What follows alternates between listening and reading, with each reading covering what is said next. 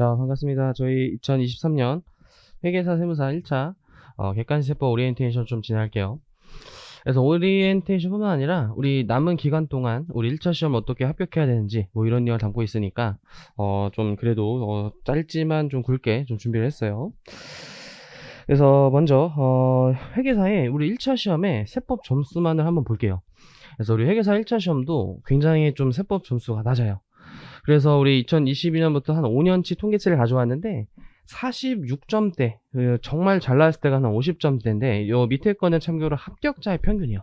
네, 우리 회계사 시험도 대체적으로 한 1차를 2년에 붙는 경향을 봤을 때 2년 차일 때와 1년 차일 때의 어떤 점수 편차가 좀 굉장히 큰 편이에요. 네, 우리 초시생을 일단 기준으로 설명드리면은 40점 중반 정도의 평균을 두고 있다. 그래서 이제 굉장히 좀 난이도가 뭐 상법이나 뭐 다른 거라 봤을 때 굉장히 좀 어려운 난이도에 속하고요. 기본적으로 이제 양이 많기 때문에 여러분들이 대비하는 데 있어서의 좀 어려움이 있을 거예요. 그래서 이런 것 좀 어떻게 대비해야 되는지 이렇게 통계치를 가져왔고요. 반대로 또 세무사 시험에서는 이제 세법만 좀 가져왔는데 평균 점수가 세무사 시험도 40점 초반이에요. 초중반. 특히 충격적이게는 우리 윤도쌤 그 OT도 좀 간단히 봤는데 이상하게 세무사 시험이 퐁당퐁당이 있어요. 그래서 이게 짝수회는 굉장히 좀 합격률이 30%에 육박하지만 이 홀수회는 합격률이 이때는 그래도 한 30% 정도 됐지만 요때는 이제 16%로 굉장히 낮았죠. 근데 우리 다음 해 시험이 하필 홀수회라는 점이에요. 그래서 우리 세무사 수험생분들은 좀 더 보수적으로 좀 타이트하게 1차를 준비해야 되는 해가 된 거예요. 사실 뭐 이게 또 무조건 맞다 뭐 이렇게 할 수는 없지만 뭐 이 전에 있었던 통계로 봤을 때도 이상하리만큼 세무사 시험은 홀수 시험이 어려웠어요. 홀수 시험이. 그래서 내년도 좀 빡세게 좀 대비를 하셔야 되는 거고. 그래서 이제 구체적으로 우리 다 아시겠지만 마지막으로 이제 정리를 하는 거예요. 회계사 세무사 시험이 세법 시험 범위가 좀 달라요. 기본적으로 국세기본법은 출제되는 경향과 난이도나 문제수가 거의 비슷해요. 그래서 회계사가 5개, 이제 세무사가 4개 또는 5개. 그리고 이제 법소부에 있어서도 좀 차이가 있는데 부가세 88, 소득세 10로 똑같아요. 일단 요거까지 똑같아요. 근데 이제 법인세에서부터 이제 확연히 차이가 나요. 우리 회계사 시험은요, 법인세가 14문제로 출제되기 때문에 굉장히 좀 많은 출제 빈도수를 갖고 있고 세무사 시험은 그래도 4문제가 적은 10문제예요. 10문제. 가장 양이 많고 어려운 법인세가 회계사 좀 많이 출제되고요. 또 회계사 시험은 상속증여 지방세법이 출제가 되는데 사실 지방세법은 좀 버리는 게 국룰이에요. 왜냐면 이게 한 문제가 나오는데 2차에 또 안 나와요. 그래서 이제 한 문제를 대비하기에는 양이 많아. 그래서 사실 이거는 여러분이 좋아하는 숫자를 찍고 나오시면 돼요. 그죠? 근데 이제 상증세법은 2문제긴 하나 이게 2차에도 좀 출제가 되는 경향이 있어서 여유 되는 분은 좀 하셨으면 좋겠어요. 여유 되는 분들은 이런 것들을 잘 하신 다음에 그래도 좀 상대세도 해볼까? 이렇게 이제 해줬으면 좋겠어요. 그래서 2문제 정도가 나름 크고 이게 2차에도 나오기 때문에 좀 미리 하는 게 좋고, 그다음에 회계사 수험생분들은 요게 이제 출제가 안 돼요. 이제 국징 좋죠. 국조가 출제 안 되는데 이제 세무사 수험생들은 요게 이제 승리의 기타세법. 사실 이제 국기법과 요 밑에 이제 국징법 등을 포함한 승리의 기타세법이 12문제가 나오는데 이게 거의 90% 말문제고 이게 대부분 좀 이제 법조문 위주로 쉬운 경향으로 출제되는 점. 그래서 여기서 일단 많은 점수를 획득하면 일단 위기인 과락을 넘을 수 있는 뭐 이런 이때 어떤 혜택이 있어요. 참고로. 근데 이제 회계사는 이제 승리의 기타세법이 좀 적어요. 국기법 5문제를 다 맞추고 나머지에서 좀 최대한 고득점을 좀 맞춰야 되는 뭐 그런 측면이 있어요. 그래서 요 이제 기타세법은요 나중에 이제 한 1월, 2월쯤에 무료 특강으로 이제 진행을 할 거예요. 무료 특강으로. 그래서 약간의 시험 범위가 이제 좀 차이가 난다라고. 근데 이제 객관식에서는 이렇게 노란색으로 표시했던 주요 세목만 그래서 진행하고 나머지 세목은 다 무료로 해요. 내가 혹시 미리 듣고 싶다. 유튜브나 우리 학원 홈페이지에 작년 강의를 미리 선순환해도 괜찮아요. 왜냐면 이게 개정이 되긴 하나 개정이 막 엄청 되진 않거든요. 그렇기 때문에 좀 미리미리 들으셔도 괜찮아요. 미리미리 들으셔도. 그래서 요 출제 경향과 난이도를 좀 보시면요. 이제 이렇게 한번 정리를 해봤는데 우리 시험 문제가 세법이 어려운 이유가 이제 난이도에 따라서 어려울 수도 있고 두 번째로는 양이 많아서 어려울 수 있어요. 근데 우리 시험 문제가 일단 1차가 40문제다 보니까 최대 양을 40문제로 접고 그 다음에 최고 난이도를 한 상으로 찾았을 때 일단 난이도 중하와 한 30문제 정도까지는 약 기본기와 기출문제의 반복에서 출제가 돼요. 물론 뭐 똑같이는 안 나오지만 기존 기출과 크게 다르지 않은 숫자 정도만 바뀐 뭐 단서 정도만 하나 삽입된 요런 정도의 문제가 약 75%예요. 75%. 그래서 일단은 요거를 마스터하는 게 중요해요. 왜 양이 너무 많다 보니까 처음부터 이걸 다 응용 특수까지 하려 그러면은 이거를 끝까지 완주를 못 해요, 항상.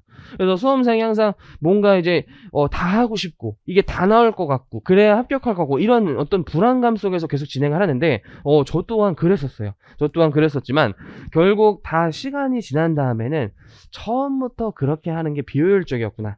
이게 다른 과목도 하셔야 되고 이게 반복 과정에서 이해가 되는데 무작정 다 그냥 외우고 다 해야지라는 한 방법이 지쳐요. 슬럼프가 와요. 중간에 이제 하기 싫어져요. 그렇기 때문에 일단 쉬운 주제를 다 하는 이 공부방을 먼저 들으셔야 돼요. 근데 우리가 항상 100점을 목표로 해야 된단 말이에요. 그래서 이제 응용과 특수 주제가 보통 이제 10문제 정도가 출제되는데 과연 이건 이제 어떻게 대비해야 되는지 이제 다음 또 페이지에 설명 드릴 거고요. 그리고 우리 회계사 세무사 시험에 또 큰 차이가 있는 게 회계사 시험분들은 계산 문제를 더 훈련하셔야 돼요. 왜냐면 파란색이 이제 이론형이고 빨간색이 계산형인데 계산형이 보통 이제 18개가 출제돼요. 이론형이 22개, 계산이 18개. 그래서 계산이 좀 굉장히 많고요. 대신 시간이 많아요. 회계사 시험은 우리 상법이랑 같이 보는데 이게 120분이라는 시간 주다 보니까 뭐 상법을 넉넉히 풀어도 한 30분이야. 진짜 넉넉히 풀어도. 근데 보통 빨리 푸는 분들은 막 25분 커서 한다고 하더라고요. 그럼 이제 30분을 제끼더라도 90분 동안 세법을 푸시기 때문에 굉장히 좀 그래도 뭐 시간이 여유롭진 않지만 계산 문제가 많이 나오는 그런 어떤 출제 범위가 된 거고 우리 세무사 시험은 우리 재정학이랑 보는데 이 재정학이 40문제, 세무사가 40문제인데 80분이란 말이에요. 근데 이 80분의 재정학을 아무리 빨리 풀어야 사실 30분, 35분인데 남은 시간 한 50분 동안 투입하더라도 꽤 일단 부족한 시험이에요. 그렇기 때문에 이제 계산 문제가 기본적으로 12문제가 좀 출제가 되고 있어요. 세무사 시험에 내가 1차 시험을 그래도 극단적으로 합격하려면은 말문제를 좀 더 하셔야 되지만 사실 저는 기본반 때도 누누이 말했지만 이 말문제 위주의 너무 암기 어떤 공부 방법이 1차에 합격하는 데 있어서는 큰 지장이 없어요.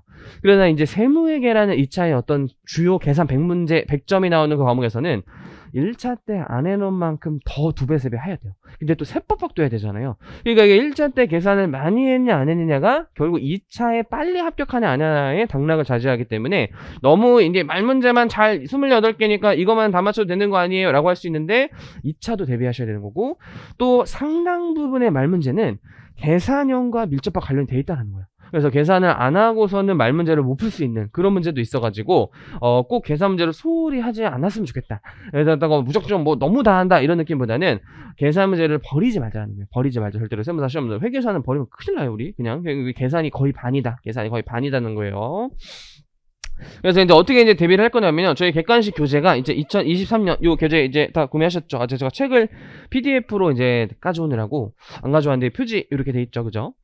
여기가 이제 거의 75%에 대비되는 기본기와 기존의 기출문제들이요. 그래서 기출문제는 뭐 15년치의 기출문제를 너무 중복되는 건 배제시키고 또 가끔 개정되는 거를 변형하고 요렇게 이제 구성이 되어 있고요. 요런 거를 잘 푸셔도 사실 합격하는 데는 지장이 좀 없어요. 근데 이제 기본반 때부터 저는 객관식 교재를 열심히 푸셨기 때문에 이 객관식 반까지 이제 저 교재를 많이 푸신 분들은 저 문제들이 익숙하고요. 좀 외워졌고요. 이제 내가 과연 새로운 문제를 풀 수 있을까? 이런 좀 물음표, 의구심 이런 게 든단 말이에요. 그래서 이제 그 이후에 파이널 올해는 300제로 50문제 늘릴 거예요. 참고로 이게 기출문제 외의 문제들이에요. 다 기출문제 외의 문제. 제가 만든 최고의 베스트 문제들이고 2차 문제를 1차화 시킨 문제들이 많아요. 계산 문제는 또 말 문제는 다른 사법시험 문제, 관세사 문제, 뭐 공무원 기출문제들 요런 거에 베스트로 구성돼 가지고 요거까지 대비하면 웬만한 응용 특수 주제는 거의 이제 다 커버가 되고요. 중요한 거는 우리 객관식 때부터 주기적으로 이제 시험을 볼 거예요. 우리 실강생뿐만 아니라 인강생들도 볼 수 있게끔 제가 파일을 업로드해 드릴 테니까 이제 내가 과연 이 문제를 외우고 있진 않았나 라는 테스트를 학원에서 다 제공할 거예요. 그래서 이제 요 문제들을 뭐 부가세 뭐 중간에 한 번씩 한 10문제에서 20문제 또 부가세 끝나면 남은 뒷부분이 또 10문제 20문제 요런 식으로 각 세목별로 한 2번에서 한 3번 정도를 시험 볼 테니까 요거까지도 반드시 이제 보관하고 있다가 이거 플러스 덧붙여서 대비를 하시면 될 것 같아요. 그래서 요게 이제 어떤 차별화되는 다른 학원과는 또 없는 그런 컬이고 기출문제 외적인 문제를 한 번에 풀기에는 막혀버려. 이게 가독성이 이제 안 돼가지고 다 이제 질문하는 거 보면은 어려운 문제들만 질문하게 된단 말이에요. 그래서 그거를 이제 계속 마스터하느라고 진도를 못 빼. 그러면 안 되기 때문에 일단은 가독성 좋게 기출문제를 마스터하세요. 이것만 하더라도 학교는 지장은 없지만 이제 저희는 이제 100점을 목표로 그래도 하셔야 되기 때문에 요거까지 이제 대비를 할 거예요. 참고로. 참고로 이거는 비매품 교재이기 때문에 그 이후에 어떤 이제 과정을 들어야지만 이제 뭐 할 수 있게끔 할 수도 있는데 처음에 설명에 이런 걸로 뿌려요. 설명 이런 걸로. 그래서 가지고 있는 분들도 많을 거예요. 참고로. 그래서 이렇게 이제 대비를 할 거고요. 그 다음에 이제 그럼 최종적으로 저희 1차 남은 기간 동안 어떻게 해야 고득점을 맞냐. 일단 회계사 세무사 모두 난이도가 확 올라가거나 확 내려간 적은 거의 없어요. 거의. 보통 비슷하거나 살짝 더 어려워져. 근데 이거를 기출문제 외우듯이 무슨 그냥 정답이 2번이지 3번이지 100만원 나왔지 이런 식으로 공부하기에는 무조건 떨어져요. 그렇게 무조건 떨어지는 시험이에요. 이게 비슷하지만 조금씩 다르게 교수님들이 다른 신경을 다 써가지고 똑같이 나오는 것도 있지만 10개도 안 돼요. 똑같이 나오는 거 10개가 안 돼. 한 8개 정도는 기존 기출문제 답과 거의 유사하거나 아예 똑같이 나오는 경우도 있지만 나머지 거의 30문제 이상 정도는 조금씩 바뀌거나 오답이 잠깐 바뀌거나 이런 식이기 때문에 기출문제와 유사 문제를 풀어봐야 되는데 너무 또 지나친 어려운 문제라든지 또 시험과 너무 동떨어져 있는 지엽적인 포인트라든지 뭐 요런 것들을 대비하시기에는 사실 이 시험과는 너무 거리감이 있어요. 그래서 이걸 잘 파악하셔야 되는데 이건 이제 학원을 믿고 잘 오셔야 된다. 이게 학원의 모의고사, 파이널 교재 이런 거, 그 이후에 GS 모의고사 이런 걸 통해서 이제 대비를 하실 거고 두 번째는 항상 객관식 때도 문제만 풀지 마세요. 절대로. 세법 특히. 이론서를 같이 끼고 해야 돼요. 우리 이게 교재예요. 객관식 교재 세법 엔딩 1, 2와 이제 객관식 교재로 나갔는데 나중에 이제 문제 푸는 게 시간도 잘 가고 재밌어요. 근데 이제 이것만 풀다 보면은 이 문제집을 외우는 것이지 결국 법의 이론의 내용은 이 내용밖에 모른단 말이에요. 문제에 관련된 내용. 근데 시험이 항상 바뀌어서 나온다고 했었죠. 그럼 이제 문제를 외운 다음에 안 나온 포인트를 우리가 보셔야 돼요. 이렇게까지 나왔는데 하나 더 냈을 때 아니면 하나 다른 걸 바꿨을 때를 봐야 되는데 그 바꿨을 때를 보는 거는 책에 있어요. 그래서 항상 책을 보고 문제 보고 또는 문제 보고 책 보고 뭐 순서는 꼭 이론서와 보고 문제지를 풀어야 된다는 건 없어요. 문제 풀고 이론 봐도 되고 이론 보고 문제 봐도 되는데 객관식 교재까지는 이론서를 꽤 많이 봐야 돼. 굳이 비율로 치면 한 5대5예요. 5대5. 50 정도는 이론서를 꼭 봐주셔야 돼요. 이론서를 이거를 달달 외울 정도로 정말 많이 회독을 이제 하셔야 돼요. 남은 기간 동안. 근데 혹시라도 엔딩에 좀 이제 아무래도 요약 쓰다 보니까 취지 같은 거를 좀 많이 생략돼 있고 또 그림 같은 것이 많이 좀 생략이 되어 있다면 기본반 때 이제 노랭이 교재 있죠. 거기에 있는 필기를 좀 참고한다든지 이런 식으로 노랭이도 발췌독으로 보시면 좋아요. 아니면 그냥 노랭이가 편하다 그럼 노랭이 보셔도 상관없어요. 어쨌든 이론서를 꼭 끼고 있어야 된다. 이건 합격하는 그날까지 계속 해야 되는 행동이에요. 이건 진짜 명심하셔야 돼요. 나중에 진짜 문제지만 푸는 사람 진짜 많아요. 문제지만 푸는 사람 절대 안 된다. 절대 안 된다. 안 먹혀요. 그 방법이. 그리고 이 뒤에 이제 새로운 문제들을 통해서 이제 실전을 또 대비하셔야 돼요. 이제 객관식 교재 다음에는 어떤 것까지 해야 되냐면 시간 관리. 그리고 내가 몰랐던 거를 파악하는 그 훈련들을 꼭 하셔야 돼요. 그래서 이제 모의고사를 계속해서 이제 진행을 한다. 이거는 이제 학원의 커리큘럼 잘 읽고 따라오시면 되고요. 마지막으로 세법 공부할 때 가장 중요한 게 이거예요.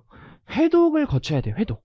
이게 한번 내가 오늘 들었어. 너무 쉬워. 첫 장은 보통 쉽잖아요. 국룰이.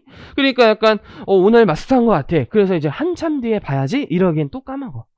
그리고 오늘 또 어려웠던 내용을 오늘 마스터한다 그래서 이해가 되는 게 아니라 시간이 지나고 2번, 3번 보고 5번 보고 노래 가사 읊조리듯이 계속 되뇌이고 이런 과정 속에서 여러분들 머릿속에 기억에 남는 거고 그걸 또 이론만 배우는 게 아니라 문제 풀면서 근데 이 문제 풀고 오답 노트나 아니 오답 노트를 막 정교하게 쓰라는 게 아니라 내가 뭘 몰랐는지 아니면 적어도 왜 틀렸는지 어떤 단서 지문을 몰라서 틀렸는지 아니면 이런 함정에 내가 걸렸었다든지 요런 거 작업을 반드시 해야 돼요.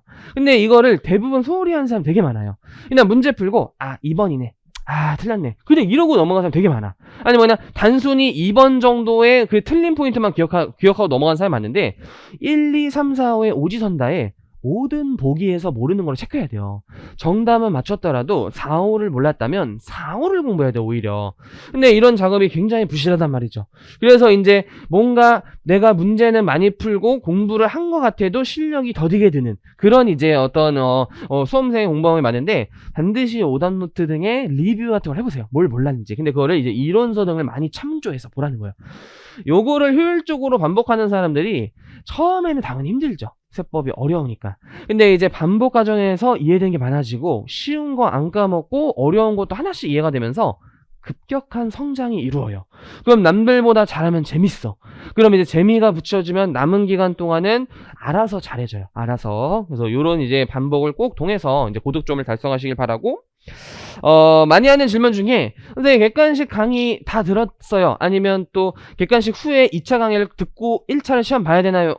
사실 회계사 수험생들은 시간적으로 부족해요. 회계사 수험생들 2월에 우리 보통 시험이기 때문에 객관식 강의 끝나면 거의 한 달 정도밖에 남지 않아요. 그래서 이제 2차 애초에 들을 수가 없고, 여유되는 분만 뭐 동영상으로 들은 분들이거나 아니면 실강생 분들 중에서도 객관식을 듣고 미리 한번 좀 흡수가 많이 되고 있다, 그럼 2차도 한번 접하고 싶다 라고 하면은 뭐 들어도 괜찮아요. 근데 이제 다른 과목이 또 되어 있다는 가정이기 때문에 무작정 막 이제 2차를 듣는 것이 좋다라고는 말할 수가 없어요. 케이스 바이 케이스이기 때문에 또 개별적으로 저한테 상담을 좀 해주시고, 그리고 개정세법을 굉장히 많이 물어요, 동영상 시험생들도. 왜냐면 뉴스만 틀어놔도 이제 세법을 공부하시는 분들이 뭔가 세법과 관련된 기사를 한 번씩 클릭해 본단 말이에요. 그러면 올해 막 현 정권의 개정, 뭐 금융투자소득세 유예, 막 증권거래세 인하 이러면서 막 세법 내용들이 너무 많아, 기사가. 그러니까 선생님 저 지금 배우는 게 맞나요? 개정되면 어떡하나요? 하는데, 사실 이게 개정이 2월에 확정이 되기 때문에 그 전까지는 이게 여당 야당의 어떤 다수결에 의해서 통과되는 입법이 통과될지 안 될지 미정이에요. 근데 그 전에 나온 개정안들이 상당 부분 통과되는 게 원래는 이제 일반적인데, 올해는 사실 새 정권이 이제 도입했잖아요. 그래서 이제 많은 개정세법이 한 번에 바뀌어질 것이고, 그게 다 통과될지는 진짜 몰라요. 그래서 올해는 진짜 2월에 개정세법 통과되기 전까지는 미지수로 좀 개정안까지 배우지만 개정세법을 반드시 들어야 되고요. 그러니까 2월 전까지는 개정안을 설명드리는 거예요. 개정안을. 그리고 그럼 개정세법 나오기 전에 이거 몰라도 되는 거 아니에요가 아니라, 종정규정이 되게 중요해요. 종정규정의 문제로 인해서 개정이 되기 때문에 그 문제화된 조문을 출제해요. 그래서 일부러 오답을 종정규정으로 출제하는 건 이제 이런 문제 때문에 이렇게 개정됐으니까 이 전 규정은 틀린 것이다, 요런 식의 이제 오답 패턴이 있어서 일단 걱정하지 마시고 쭉 들으신 다음에 2월에 개정세법 들으시면 돼요. 2월에 이것도. 그래서 지금 이제 강의에서는 개정안을 설명하고 있다라고 이제 확신이 이제 드시고, 그래서 향후 일정을 보시면요, 마지막으로 우리 1월부터 10월까지 기본반, 뭐 심화반 이런 것들을 들었어요. 그리고 이제부터 이제 객관식반을 진행하는데 이제 2월쯤에 이제 개정세법이 들어가고요. 이때 이제 사실 이제 기타세법 특강도 해요. 기타세법 특강. 하이 남아서요. 기타세법 특강도 할 거예요. 그래서 국기법, 뭐 세무사 하시면서 국징 이런 것도 이제 같이 할 거고요. 그리고 3, 4월 여기에 이제 회계사분들은 모의고사를 봐요. 또 모의고사. 객관식 끝나고 바로 모의고사를 이제 모의고사를 보고 시험 들어가고, 이제 세무사 시험 쪽은 이 이후에 말문제 특강 한번 더 들어가요. 아무래도 시험이 좀 5월이다 보니까 중간에 말문제 특강을 통해서 아무래도 1차 시험에 많이 나오는 필수 조문 요런 거를 잘 대비하고 시험 보고 이래서 들어가는 거고, 이래서 보통 이제 필수 아닌 선택인데 그래도 많이들 좀 듣는 경향이 있어요, 1차 시험 전에. 그리고 이제 모의고사, 여기 모의고사를 통해서 이제 시험을 본다라고 보시면 돼요, 남은 일정은. 그래서 객관식 수업에서 여러분들이 가져가야 될 거예요. 이 3달 동안 과연 세법 객관식에서 어떤 것들을 이제 목표로 삼아야 되냐, 이론 요약 강의를 빠르게 할 수 있어요. 이게 자칫 객관식 강의를 제목 자체가 객관식이다 보니까 문제풀이 강의인 줄 알고 내가 이론의 준비가 너무 더뎌져 있다, 안 돼 있다라는 어떤 의구심 때문에 안 듣는 경우도 있거든요. 근데 이제 초시생 같은 경우에는 기본반 한 번 듣고 다시 내가 돌리기에는 시간이 굉장히 오래 걸려요. 이게 그거를 선생님이 해준다는 거예요. 1회 독을 이론 요약 강의를 통해서 이제 시간이 훨씬 절약돼요. 그리고 몰랐던 걸 알아가게 돼요. 그리고 회독이 이제 증가되면서 이제 몰랐던 걸 여러분이 알아가는 그런 시간 가졌으면 좋겠고, 또 이제 세법 자체가 양이 너무 많고 챕터가 흩어져 있기 때문에 반복 과정에서 알아가는 게 훨씬 많아요. 그래서 저도 1년차 때, 출시생 때는 기본반 때는 진짜 뭔 소리인지 몰라서 외운 게 훨씬 많고 이상하게 객관식 강의 때 이해된 게 되게 많아요. 그래서 나는 객관식 강의가 선생님이 열심히 하고 기본 강의를 대충 한 줄 알았어요. 근데 그게 아니라 세법의 과목 특성 때문에 더욱더 그런 거였던 거예요. 그래서 객관식 강의를 제 수시생 같은 경우에 특히 잘 활용하시고, 또는 이제 재시생 같은 경우에는 기본 강의를 다 듣자니 너무 강의 수가 길어. 기본 강의 막 120강 이래버리니까. 객관식은 상대적으로 짧은데 그렇다고 뭐 설명이 부족한 건 아니고 조금 빠르다 이런 거지. 그리고 막 A를 막 쭉 풀어 설명할 거를 이제 조금 안다는 과정 속에서 간단하게만 설명하고 이런 경우가 많기 때문에 설명은 다 하고 내가 까먹었던 이론을 빠르게 정리하고 싶을 때 이제 제2상위 객관식 강의를 이제 많이 선호한다라는 거예요. 그리고 이제 문제집을 통해서 자주 나온 주제부터 마스터하세요. 자주 나온 주제부터. 이거를 뭐 객관식 문제를 안 풀면은 뭐 다 해야 되나 이렇게 생각이 드는데, 막 10년에 한 번 나온 주제를, 그것도 하필 폭탄 문제야. 100점 방지형 문제야. 제끼세요. 안 풀면 돼. 모든 합격생이 안 풀어. 근데 그거를 이제 모르면은 쓸데없이 공부한단 말이에요. 그래서 빈출 주제부터 하시고요. 그리고 함정을 잘 파악해 주세요. 사실 이 함정이 중요한 이슈, 판례, 쟁점 이런 걸 출제하지만 그런 것까지 우리가 파악하는 건 시간이 필요하니까 적어도 시험에 자주 나오는 그 함정은 중요한 이슈가 있었구나. 적어도 이거에 자주 나오니까 이건 틀리지 말아야겠다라는 걸 계속 생각하면서 유형마다의 함정을 정리하시고요. 그 다음에 세 번째로는 이제 시험 문제를 통해서 여러분들이 요 외운 기출 문제를 과연 새로운 문제 풀 수 있냐, 이것까지 이제 하셔야 돼요. 객관식 통해서. 그리고 마지막으로 이거는 저희 이제 학원, 제 커리어만 있는 이제 모의고사를 따로 만들어서 제공한다라는 거예요. 그래서 과연 이 이론과 객관식 푼 거가 과연 실전에 먹히는지. 그게 이제 메타인지야. 메타인지라는 게 암과 모름을 확인하는 작업. 그거를 이제 한 단어로 표현하는 게 어렵잖아요. 그래서 이제 잘 찾아보니까 메타인지라는 단어가 있더라고. 과연 내가 진짜 외웠는가? 이런 생각을 자꾸 끊임없이 자기 객관화를 해야 돼요. 내가 객관식 문제 선생님 다 풀어요. 저 다만점이요. 오히려 이상한 거예요. 오히려 이상한 거야. 외운 거야, 외운 거. 그러니까 그 외운 거를 과연 안 외웠는지 판단을 할 새로운 문제, 이게 이제 모의고사라는 거죠. 그래서 여기서 만약 이제 풀어서 틀린 거 있었을 때 절대로 좌절하지 마시고요. 오히려 이거 내가 외운 거였구나, 알아갔다, 기쁜 마음으로 어떤 틀린 문제를 이제 복습하셔야 돼요, 사실은. 근데 다 틀리면은 좀 반성해야 돼. 이게 너무 안 돼 있어. 이제 다 틀리면은 이제 큰일 났어. 그리고 이제 시간 안에 푸는 것도 생각을 해야 되기 때문에 모의고사 풀면서 예를 들어 막 감가상각비 문제가 너무 오래 걸려. 그래서 제가 좀 악랄하게 그걸 1번에 넣어놓을 거란 말이에요. 그 이제 1번 풀고 갑자기 제출하래.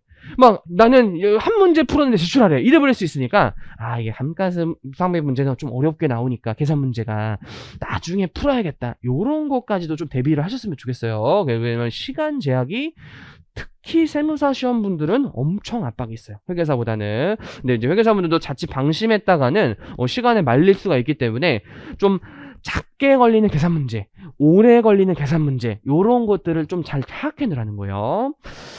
그리고 마지막으로 이제 한마디만 해드리면요. 결국 이제 지금부터 사실 시험 기간이라고 보시면 돼요. 기본 단계에서는 그냥 진짜 세법 친해지자, 수험에 이렇게 나온다라는 어떤 과정이었다면, 우리 마치 중간고사 시즌이라는 게 있잖아요, 대학교 때. 그럼 이제 막 독서실 자리 잡기도 힘들어. 그리고 막 밤새 야식 먹어. 막 이런 과정이 사실 객관식부터로 마음가짐 가졌으면 좋겠어요. 우리 시험이 워낙 양이 많고 1년에 한 번 보는 거기 때문에 대학교로 치면 중간기말을 한 방에 보는 거예요. 그 1년치를. 그렇기 때문에 이거를 효율적이고 꾸준하게 하지 않는다면 중간에 슬럼프와 어떤 비효율적인 공부 방법으로 진도를 채 못 끝내고 시험장에 들어가는 수험생이 되게 많아. 그냥 맞는 게 아니라.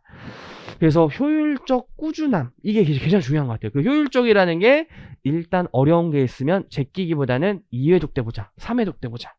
그리고 또 지엽적인 거라고 판단이 된다. 기출문제 딱 한 번 나왔는데 선생님도 이거는 여유되는 부분만 하래. 이런 것들은 내가 이해가 됐으면 하지만 이해 안 되면 좀 스킵한다든지. 그리고 꾸준하게 한다는 건 사실 효율성이 달성되면 꾸준해지는 게, 요렇게 하다 보면은 1회독이 금방금방 되거든요. 근데 이거를 다 하려고 하면 세법 1회독이 막 3달, 4달이 되면서 시험 2달 전이야. 그럼 이제 두 번째 볼 때 이제 제껴야겠다, 자연스럽게 될 시간이 없으니까. 근데 내가 처음부터 꾸준히 이렇게 쉬운 거 위주로 끝까지 마스터를 했다면 생각보다 40문제 중에서 풀 수 있는 게 30문제나 돼요.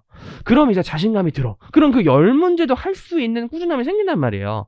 그래서 이 두 가지를 여러분들 스타일 맞게 잘 이제 끌고 가는 게 되게 중요하고요. 지금부터 밤새라는 건 아니지만 꽤 타이트하고 열심히 매일매일 복습 위주로 열심히 해야 된다라는 거예요. 지금부터. 근데 하필 위기야. 목요일부터 우리 월드컵이에요. 그죠? 샤르트 우리 한국, 샤르트 한국인데 사실 우루과이라는 강팀을 만나가지고 패에 좀 걸려 예정이에요. 아쉽지만 우리 국뽕을 좀 빼서 그래도 합리적으로 도박을 해야겠죠. 네, 농담이고요. 어쨌든 그래서 월드컵도 좀 잘 즐기시면서 이제 공부도 이제 잘 했으면 좋겠어요.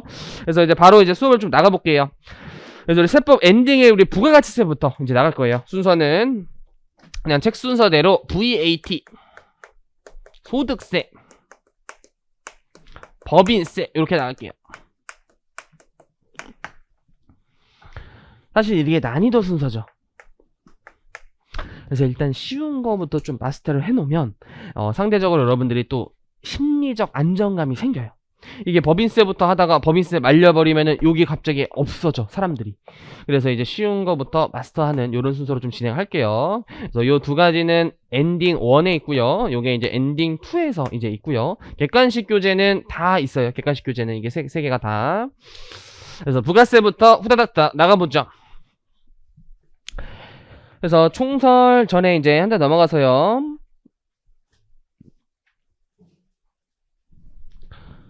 그래서 일단 세금을 부과하려면 과세 요건이라는 걸 정부의 입법하에 반드시 법률로 정해야 돼요. 이 과세 요건이 충족한 사람한테 세금을 부과할 수 있기 때문인데요. 이 부가세를 한 단어로 표현한다면 한 단어는 이렇게 하나 적어두세요. 한 단어 다단계, 일반 거래세, 일반 소비세라고 하죠. 부가세를 딱 한 단어로 표현해보세요 라고 했을 때 다단계 일반 소비세가 가장 부가세를 잘 표현하는 단어예요.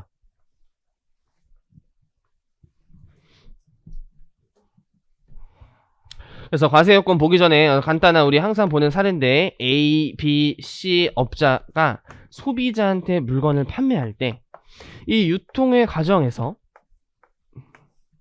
발생한 더해진 가치에 부과되는 세금이란 말이에요. 부가가치세 말 워딩만 보면. 그래서 VAT, Value Added Tax 이렇게 되어 있는데, 그래서 이제 중국에서는 증치세라고 표현해요. 부가세를. 증가된 가치의 세금이 돼. 약간. 그리고 미국은 이제 VAT 영어를 쓰겠죠. 그래서 이런 식으로 이제 전 세계적으로 표현하고 있는데, 만약 요 A 사업자가 밀을 생산하고 이 B 사업자는 밀을 밀가루로 만들고 이 C 사업자가 밀가루로 빵을 만드는 과정에서 가치가 더해져요. 그래서 처음에는 그냥 하늘에서 떨어진 씨앗으로 밀을 만들어서 0에서 100이 창출된 그 가치가 100원이고요.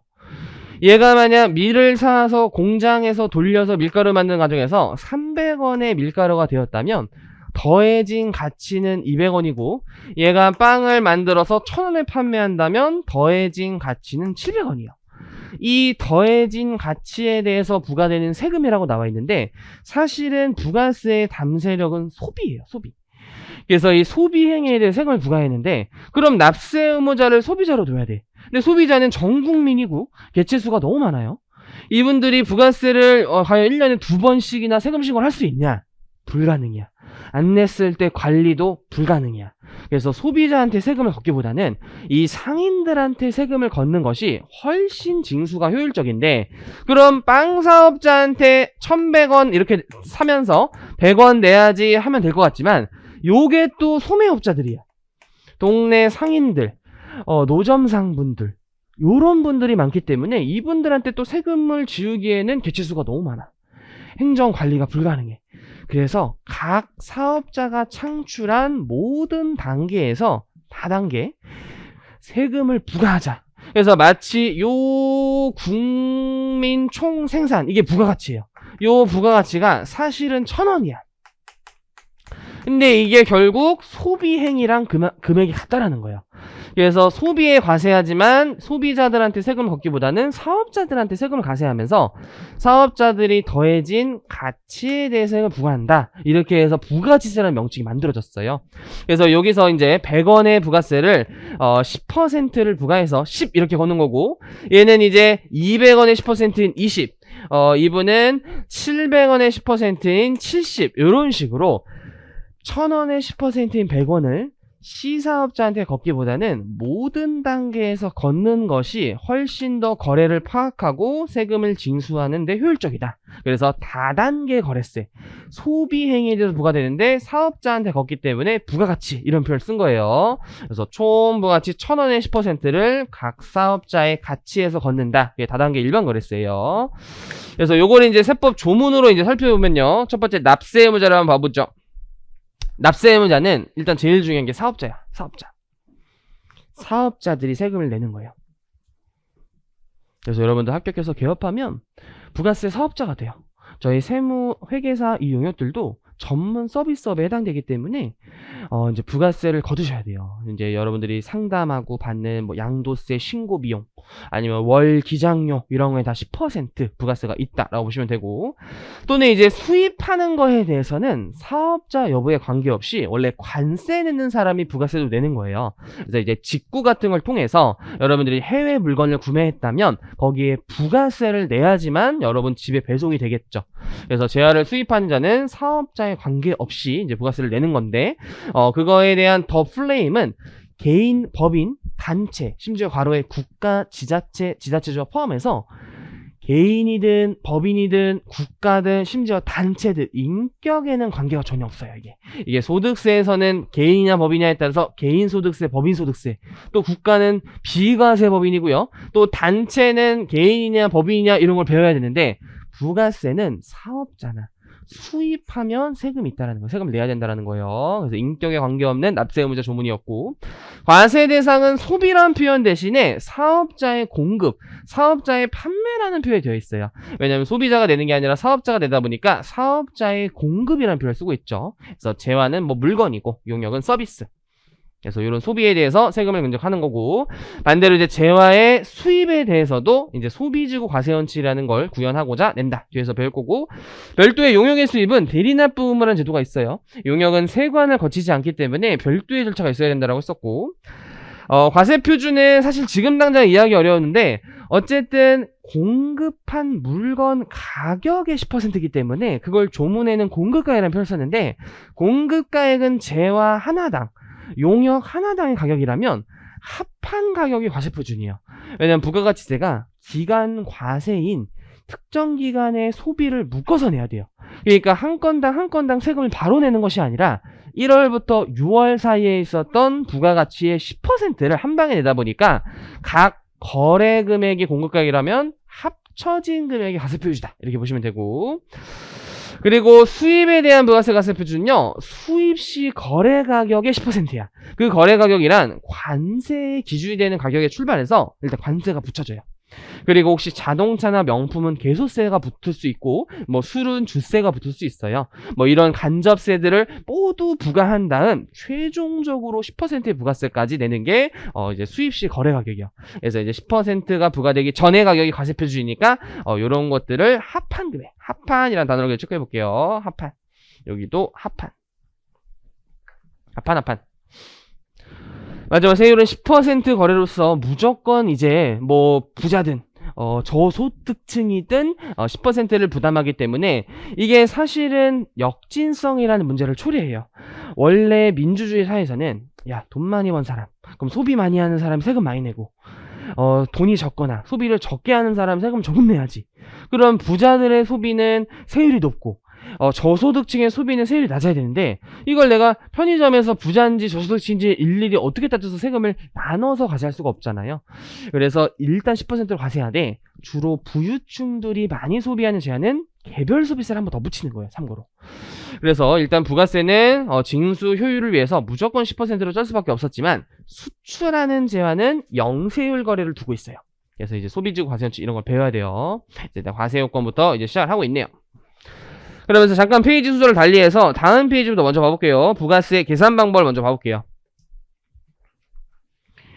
그래서 부가가치를 측정하는 방법이 여러 가지가 있는데, 사실 우리 요 100원의 10, 이 100의 부가가치를 어떻게 창출했는지 하나하나 찾아가지고 더하는 방식이 가산법이에요.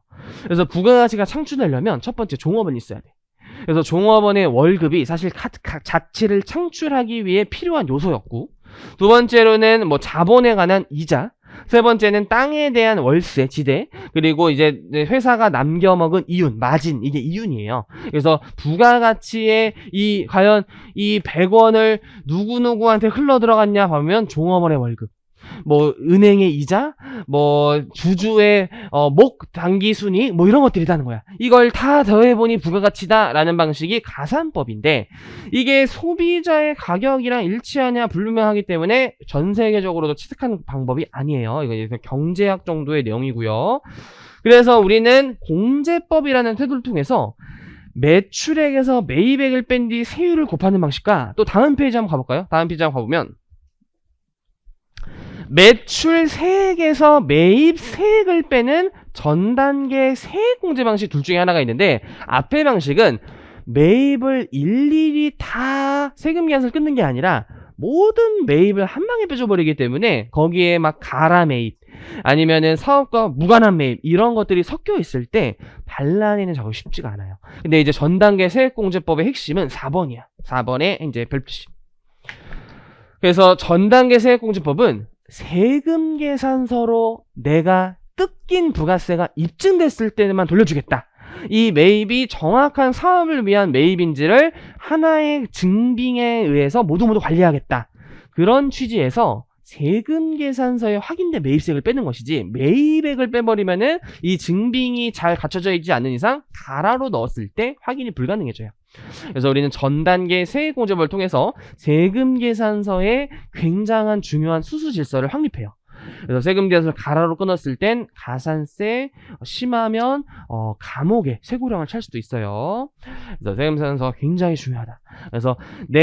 그래서 이제 요거를 이제 도입시켜 보면, 이 A 사업자가 판매했을 때는 110원에 판매하면서 10원을 걷고 B 사업자한테는 10을 환급해주는 이런 상호 검증 기능을 통해서, 얘가 만약 20원의 매입을 기록했으면 국세청이 알 수밖에 없어요. 얘가 10원으로 거랬는데 너는 어떻게 20원이 돼 있니? 누가 거짓말했는지 찾아볼 수가 쉽겠죠.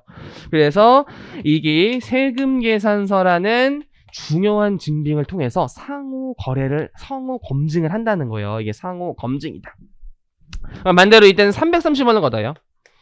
그래서 30원 내고 빵사업자는 30원 돌려주고 세금 계산서 끊어주시고 이런 식으로. 근데 소비자는 이제 세금 계산서를 교부할 필요가 없겠죠. 얘는 부가세를 내야 되지 환급받으면 안 되기 때문에 이때는 영수증을 끊으시는 거예요. 우리가 빵 사먹고 세금 하나 주세요 이러면 빵 바로 튀어나와요 우리. 그래서 이제 100 이렇게. 그래서 10 내고 20 내고 70 내는 과정을 전 단계 세액공제법으로 하고, 이 세액은 세금 계산서에서 입증이 돼야 된다는 거예요. 그 방식이 전 단계 세액공제 핵심이 되는 거예요. 그래서 이제 전 단계 세액공제법은 요 누적된 부가가치에 세금을 부과해버리면 이 B사업자가 창출한 200원 뿐만 아니라 A사업 창출한 100원까지도 세금이 부과되기 때문에 요 30원은 10원과 20원, 10원은 두 번 과세돼. 이 10원을 매입세 공제를 통해서 중복 과세를 피할 수 있다. 이런 표현을 쓴 거야. 이게 요약서 보니까 굉장히 그냥 결론만 나와 있지만 이걸 좀 풀어서 설명드린 거고. 그 다음에 매입세 공제 뭐 영세율도 가능하고, 심지어 기계장치 같은 것도 매입세 공제 받을 수 있어요. 그러면 이게 투자를 촉진하는 효과가 있어서 또 경제가 활성화되는 요인이 된다라는 여러 장점을 가지고 있는 게 전단계 세액공제법이고, 뭐 시험에 나오기보다는 그냥 부가세 이론을 배운 것이다. 그래서 이제 아래쪽에 내용보다도 좀 더 크게 한번 이제 사례를 봤으니까 이건 돌아가서 보시고요. 앞으로 가서 이제 시험 관련된 조문을 볼게요. 이제 용어의 정의는 법조문이기 때문에 여기부터는 시험에 나와요. 이제 여기서부터는 시험에 출제가 된다. 그래서 이제 재화냐 용역이냐 용어의 정의를 통해서 표현을 하고, 심지어 용역은 업을 법에서 쭉 표시해 놓고, 만약 이 법조문으로 판정이 어렵다? 한국 표준 산업 분류에 따른 나라 되어 있어요. 근데 왜 재화냐 용역이냐가 중요하냐? 제목에 좀 적어둘까요? 우리 제목에 적어두면 이게 달라. 재화의 공급 시기와 용역의 공급 시기가 꽤나 상이에요. 달라요. 두 번째로는요,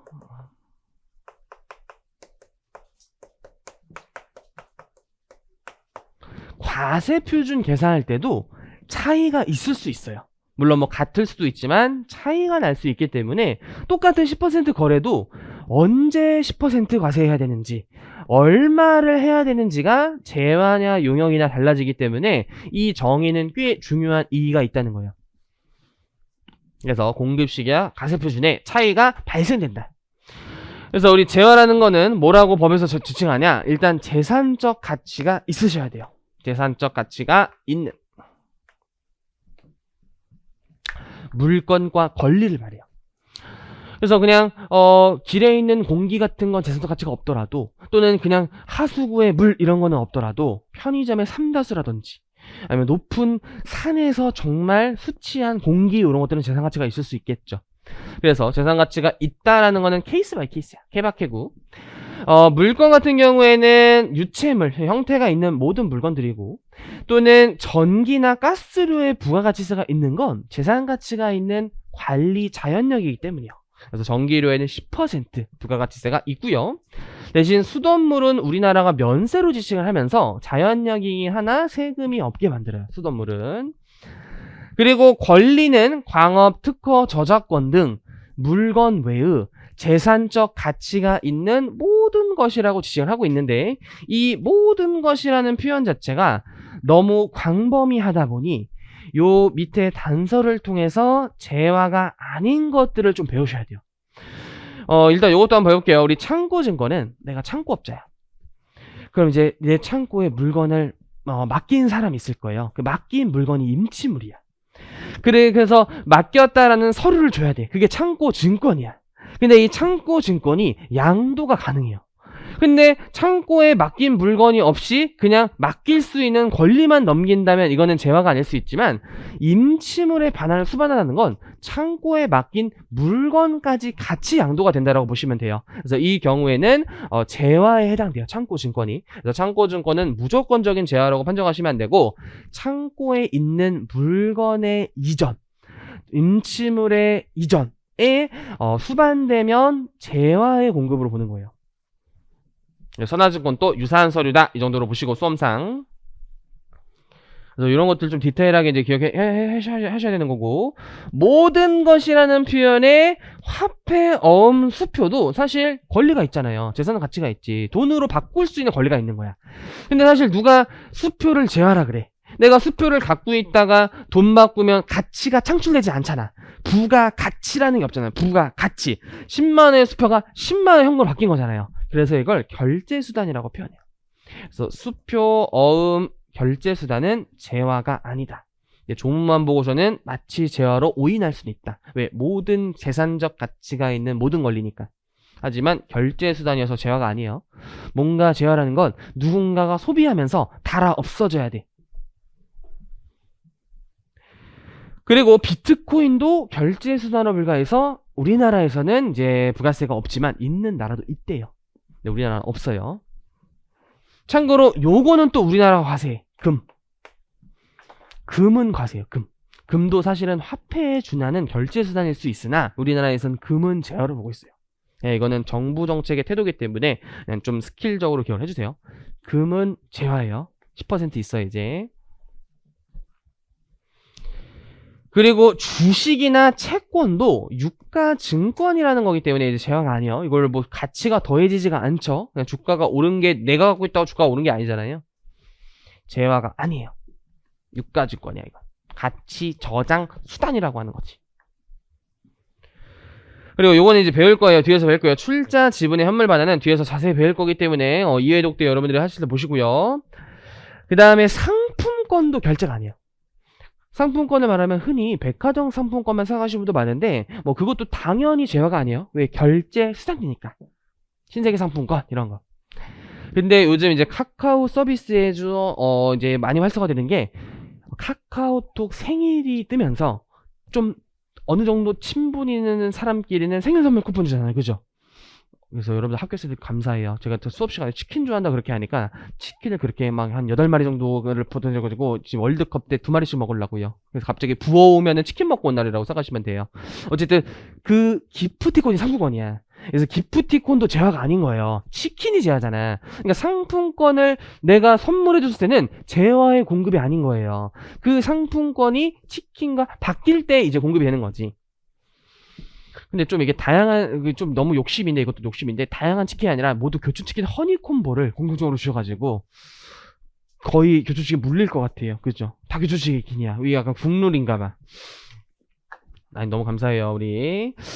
그래서 상품권은 제화가 아니다라고 되어 있고요. 제화를 상품권과 제화를 교환하는 시점에 공급에 해당돼요. 이거 다시 한 번 더 나와요. 이거 다 뒤에. 이건 좀 이제 워딩을 보시고, 반대로 이제 용역 같은 경우에는요, 재산 외의 재화 외의 재산 가치가 있는 모든 서비스 행위 정도를 말하는데, 사실 조문에는 어떤 식으로 나냐면 건설업, 부동산업, 숙박, 음식점 이렇게 열거된 용역이에요. 출발 점. 왜 제한한 용역이냐? 이런 게 달라질 수 있으니까. 용역을 구체적으로 좀 열거했어. 이런 업종은 용역이다. 근데 몇 가지 디테일한 점들을 봐야 되는데, 건설업 같은 경우에는 일단 무조건 용역이다. 첫 번째 출발점이. 건설업은. 왜냐? 건설 용역, 건물을 짓는 서비스의 부가가치가 훨씬 높다라고 보는 거예요. 그래서 이제 자기가 자재를 부담하고 부담하지 않냐, 이게 재환형 용역이랑 달라지는데, 건설업은 예외야. 건설 업종은 무조건 용역이 돼요. 참고로. 근데 내가 주택은 뭐 면세일 수 있으니까 상가 건물을 지어서 판매할 수 있단 말이야. 그러니까 이 건설업 중에서도 재화를 공급하는 것으로 볼 수도 있고, 부동산업 중에서 재화 공급으로 볼 수도 있다는 거예요. 부동산업도 원래는 용역에 있으나 1 또는 2는 재화가 될 수 있다는 거야. 부동산 매매 중개 목적의 부동산 판매업을 하고 있다면 재화의 공급이라는 거예요. 이거는 재화의 공급. 이게 막 분양하는 거죠. 또는 한 번 취득 후 2회 이상 판매한다면 매매하는 재화의 공급을 올 수 있으나, 이건 예시적 표현이라는 표현을 적어두세요. 예시적 표현이라는 걸 적어두세요. 전후 상황 고려해야 돼. 무조건 1, 2, 2 숫자로 판정하는 것은 아니다. 그게 이제 대부분 판례인데, 어쨌든 조문에는 저 정도의 매매성을 갖추고 거래한다면 용역보단 재화다, 재화의 공급이다, 뭐 이렇게 보고 있는 거지. 그래서 예를 들어 뭐 이런 거죠. 부동산을 취득한 사람이 1회 취득해서 이제 2번 2회 이상 팔았다면, 왜냐면 예전에 취득한 것도 있고 부동산에 호실이 많잖아요. 그 오피스텔 같은 경우에 호실이 많으니까 이제 하나 큰 건물을 사서 2회 이상 팔고 이랬다면 이제 매매업일 수 있느나 예시적이라는 거예요. 예시적. 꼭 2회 이런 요건을 만족해야 된다, 이런 건 아니라는 거예요. 그래서 건설업은 용역이지만, 부동산업도 용역이지만 1 또는 2는 재화로 볼 수 있다는 거고 꼭 봐주시고, 부동산업도 용역이나 다음의 사업은 용역에서 제외시켜요.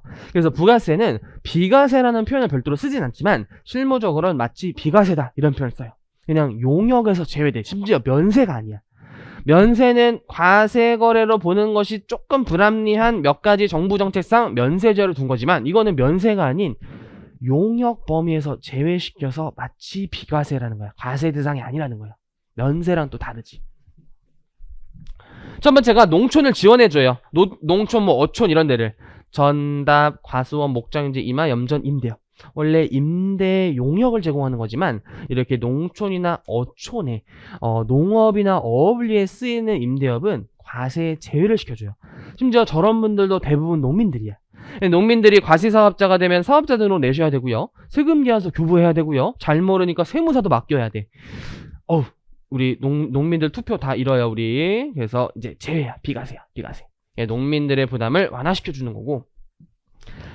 2번은 서울에 뭐 지하철 10호선, 11호선 뭐 이런 거 공사했을 때 땅 밑에 공사가 시작돼야 되니까 지상권을 배회한다라는 게 내 땅 밑을 공사할 수도 있는 그런 권리를 주면서 국가가 보상해주는 그런 거래가 있단 말이에요. 그게 이제 공익사업 관련된 지역지상권 설정 대여 사업이라고 하는데, 요게 처음에는 과세 거래였었는데 행정법원에서 이제 대법원에서 대법원의 행정법원에서 요게 없다 그랬어요.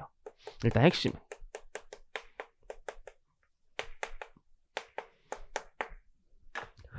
일단 대가 성격으로 보기도 어렵지만 가장 핵심은 계속 반복적으로 이런 거래가 일어난 게 아니라 지하철을 뚫는다든지 전봇대 한전에 전봇대를 설치한다든지 공익사업과 관련해서 일시 우발적으로 발생한 이 거래에 대해서 과세하는 것은 합리적이지 않다, 이론적이지 않다라고 해서 비과세가 돼버렸어. 비과세가.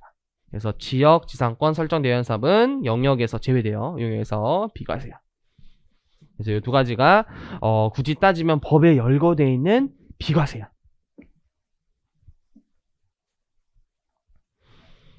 열거되지 않았더라도 판례에서 나온 카지노의 입장료도 비과세예요. 왜냐면 도박이라는 것 자체가 부가가치가 창출된다라고 보지 않기 때문이요. 그래서 10만원 걸어서 막 땄으면 15만원 주고 뭐 이런 거래가 가치가 창출되는 건 없다라고 하면서 참고로 법에 없지만 비과세야. 카지노가 하는 호텔업을 말하는 게 아니라 카지노의 도박사업 말하는 거예요. 그럼 요거는 뭐 그냥 눈에만 한번 읽어두세요. 뭐 숙박은 호텔이죠. 뭐 음식점, 서비스 용역이라고 하는 거고, 우리 통신사들 KT, SKT 이제 용역이고, 그다음에 은행, 보험회사 이제 금융 서비스 용역 제공하는 거죠. 그다음에 이제 회계사, 세무사 우리 전문 기술 서비스업이요. 저희가 개업하시면 이제 용역이고요. 그다음에 각종 뭐 임대업, 그다음에 공공행정 서비스들, 뭐 국방 행정, 그다음에 학원, 그다음에 뭐 사회복지 서비스업, 그다음에 운동 선수들, 뭐 연예인분들, 뭐 이런 분들도 이제 용역이고, 그다음에 각종 개인 서비스업, 가운데 공공활동 등등등, 그리고 참고로 요게 최근에 들어오긴 했어요. 국제 및 외국 기관의 사업들도 이제 용역으로 참고로 들어왔다. 근데 위 업종의 표현만으로는 재화냐 용역이냐 구분이 모호하다라고 한다면 이제 부가세에 특별한 규정이 있는 것을 제외하고 놓으니까 부가세에서 딱 이렇게 해라 라고 하면 부가세법 따라가되, 부가세에 없는 내용은 한국표준산업분류를 따른대요. 이렇게 한국표준산업분류 따른대요. 저게 어떤 업종 코드 같은 걸 구분해서 막 행정 관리하고 그래요. 사업자 들어내실 때도 업종 코드, 그 다음에 소득세 신고할 때도 나중에 업종 코드 이거에 따라서 많은 것들이 또 막 경비율이라든지 뭐 단순 경비율, 기준 경비율 막 이런 게 많이 달라질 수 있어가지고 이제 꽤 중요한 그런 업종 코드가 한국표준산업분류 이렇게 따른다고 되어 있고요. 이 워딩은 조문이어서 좀 기억해 주시고, 이렇게 용역용업하는 경우에 부가세 규정에 규정된 사업과 유사한 사업은 한국표준사업 분류에도 불구하고 용역으로 보고 있기 때문에 부가세법이 먼저다라는 거지. 부가세법상 규정이 먼저다야. 부가세법에 없으면 저거 따른다는 거야. 이런 것도 좀 생소한데 시험에 나온 적은 없지만 충분히 한 지문 정도 나올 수 있어요. 그리고 한 문제 정도만 풀고 이제 잠시 쉴게요. 한 문제 정도만 풀고 요거 한 문제 풀어보죠. 그래서 이제 객관식 문제들은 거의 다 풀어드릴 텐데 너무 쉬운 것들을 안 풀 거예요. 너무 쉬운 걸 안 풀고 중간 난이도와 상난이도 위주로 풀 거예요. 너무 쉬운 거 안 풀 거예요. 근데 첫 시간이니까 이제 너무 쉬운 것도 한번 풀어보죠. 전 단계 세공제법의 설명으로 옳지 않은 것은 부가세 과세 표준은 재화나 서비스 공급에 대한 공가이고요. 거래 단계에서 창출된 총액이 아니라 누적된 부가가치 총액을 의미하기 때문에 틀려요. 그리고 매입세를 빼주는 거지. 부가가치를 직접 산출하여 과세하는 것이 아니라 전 단계 세액공제법에 따라 재화 용어용급, 재화의 수입에 대해서 과세하고, 전 단계 세액공제법 매출액의 10%를 곱하여 상대방한테 걷어오세요. 그리고 이제 매입세액은 이제 매입세액을 공제해서 이제 납부세액을 계산하는 방식이 전단계 세액공제법이고, 전단계 세액이 매입세액이요. 전단계 세액이. 그래서 이 사람의 매출세액이 상대방의 매입세액이고, 납부세액을 산출함에 있어서 매출세액에서 매입세액을 공제하는 이유는 이게 거래 단계에서 누적된 부가가치에서 과세하다 보면 이제 중복과세가 생기기 때문에 그걸 방지하고자 마련된 것이라고 했었죠. 그래서 이제 세금 계산서의 수수가 굉장히 중요하고요. 그래서 그냥 이론을 처음으로 출제했던 어떤 기출 문제인데 아주 오래된 문제죠. 요즘은 이런 잘 나오진 않는 경향이 있고, 그래서 이런 식으로 앞으로도 이론서 보고 좀 꽤 많은 이론을 진행한 다음에 이제 관련 문제들을 풀면서, 이 다음에 이 문제를 여러 번 복습하신 뒤 일정 시간이 지나갔을 때쯤 퀴즈를 볼 거예요. 참고로 퀴즈를 볼 거예요. 그래서 이제 잠시 쉬었다가 2교시 할게요.